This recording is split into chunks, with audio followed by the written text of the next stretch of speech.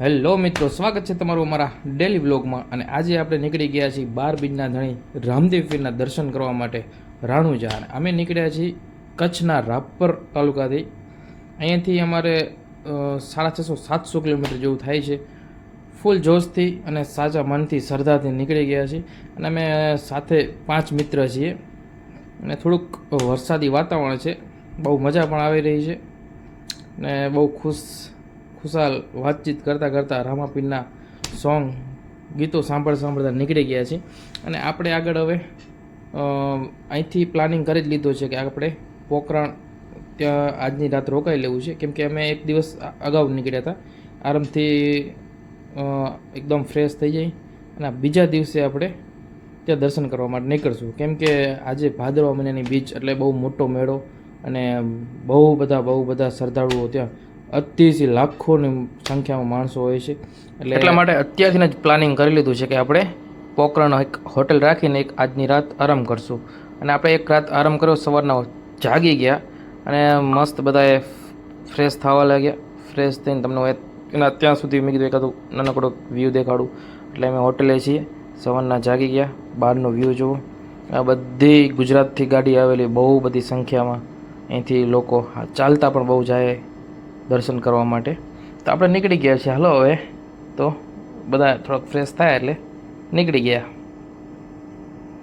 અને આપણે પહોંચી ગયા રામદેવના દર્શન કરવા માટે મંદિરે. અત્યારે તમે ખાલી બધાના મોઢા જોઈ લો, કેટલા ખુશ લાગે છે. અને પછી જ્યારે દર્શન કરીને બહાર રિટર્ન નીકળે ત્યારે જોવો એમના મોઢા કેવા થઈ જાય છે. કેમ કે આમ ભલે થાક ને એવું કંઈ નથી લાગતું, પણ થોડીક પબ્લિક બહુ વધારે હોય છે, એનાથી ગરમી થોડાક હેરાન થાય થોડા. કેમ કે ગરમી તે બહુ આખી રાત દિવસ ગાડીમાં જે એસીમાં આવ્યા હોય અને પછી ઓચિતાને એકદમ થોડુંક તડકો અને ગરમી લાગે તો થોડાક મોઢા તો પડી જ જાય. કેમ કે ઓછામાં ઓછા અહીંયા 10 થી 12 કલાક સુધી એક સાથે લાઇનમાં ઊભા રહેવું પડે છે, ત્યારે દર્શન થાય છે. કેમ કે એક શ્રદ્ધાનું બહુ મોટું આ કેન્દ્ર છે. લાખોની સંખ્યામાં માણસો અહીંયા દર્શન કરવા માટે આવે છે. અને એમાં આજે જે મેળો છે આજે ત્યાં જોઈ લો તમે ખાલી. અને એમાં પાછા અમે તો એટલી બધી પબ્લિક છે ને કે રસ્તા ભૂલી ગયા. જો પહેલાં અમે ઉપર એટલે પબ્લિકમાં ક્યાંયથી હાલતા આવ્યા, પાછું ઉપર જતા તો પાછળથી કીધું અહીંયા નહીં બીજી સાઈડથી આપણે જવાનું છે, બીજા ગેટથી જવાનું છે. એટલે પાછા રિટર્ન નીકળ્યા. પાછા બધા મિત્રો અત્યારે તો એટલી બધી પબ્લિક છે કે તમને ભૂલાઈ જાય કે કયા ગેટથી જવું, કેમ કે ઘણી બધી પબ્લિક છે અત્યારે. પાછા અમે હવે રિટર્ન ગયા. પાછો જે ગેટથી અમારે જવાનું હતું એ ગેટ અમે બધા ગોતતા હતા કે કઈ જગ્યાએ, પૂછી અને ફાઇનલી આપણે એ મળી ગયા અને લાઇનમાં ઊભા રહી ગયા હતા. અને તમે ચારે બાજુ તમે લાખો માણસોને ભીડ જુઓ. અહીંયા કેટલા ટાઈમથી સવારથી લાઇનમાં લાગેલા હતી. અને તમે પબ્લિક જુઓ છો તો તમે જોઈ શકો છો. જુઓ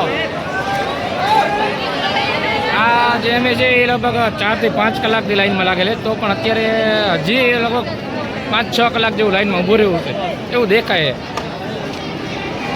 બાબા રામદેવનો હુકમ થાય તો 4, 5, 8 કલાક જો કદાચ 24 કલાક ઊભું રહેવું પડે તો પણ થાક નહીં લાગતો. આ લોકો નાના છોકરાઓને જે હજી તમે જોશો, નાના છોકરાઓ પણ અત્યારે જો લાઇનમાં ઊભા છે.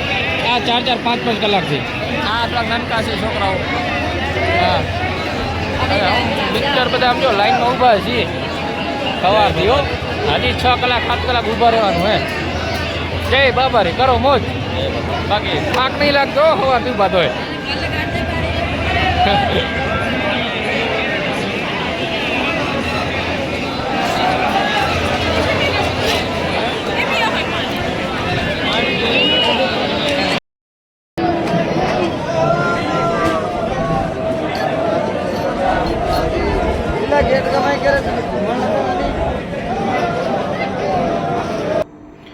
તો ફાઇનલી આપણે 5-6 કલાક જેવું લાઇનમાં ઊભા રહ્યા પછી એવી જગ્યા ઉપર આવી ગયા કે જ્યાં ઉપર પંખા રાખેલા છે.